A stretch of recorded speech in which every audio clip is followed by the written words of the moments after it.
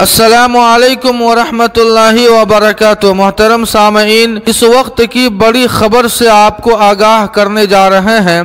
موجودہ ماحول میں انتخاب امیر شریعت کا طریقہ شرعی اور دستوری ہے۔ امارت شرعیہ پھلواری شریف پٹنہ۔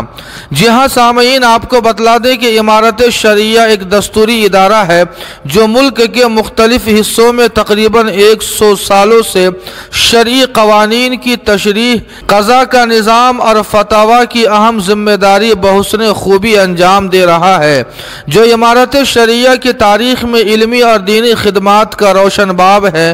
اس ادارے کا نظام اکابرین کے جہد مسلسل اور اسلامی فکری روایات کا عکس جمیل ہے، جو ایک واضح وسعت آمیز دستور کے مطابق خدمات انجام دے رہا ہے۔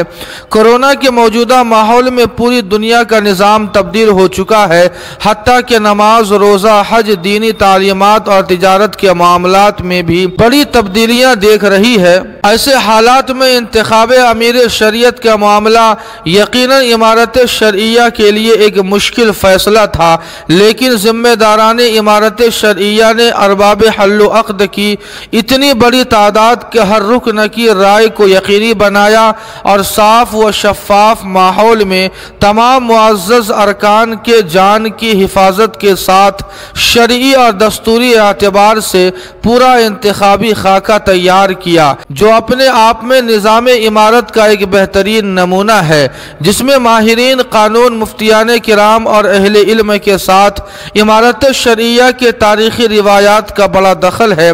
مگر افسوس ہوا یہ پڑھ کر کہ حضرت مولانا خالد سیف اللہ رحمانی صاحب 13 ذوالحجہ 1442 ہجری کو امارت شرعیہ آمد پر انتخاب امیر شریعت کے معاملے پر گفتگو نہ کرنے کی شرط لگائی، جبکہ وہ رکن ہے، اور 14 ذوالحجہ 1442 ہجری مسجد عبدالحی میں جب لوگوں نے ان سے امارت شرعیہ کی جانب سے طے کردہ طریقہ انتخاب کے بارے میں سوال کیا تو انہوں نے اس سے عدم اتفاق کا اظہار کرتے ہوئے یہ کہا کہ یہ طریقہ غیر شرعی ہے۔ حضرت مولانا خالد سیف اللہ رحمانی صاحب جیسے عالم دین کے لیے اتنی اہم بات بلا تحقیق کہنا یقیناً کسی طرح بھی مناسب نہیں کہا جا سکتا۔ وہ امارت شرعیہ تشریف لائے تھے، انہیں پورے طریقہ کار کو سمجھ لینا چاہیے تھا، ذمہ داروں سے اس سلسلے میں تبادلہ خیال کرنا چاہیے تھا۔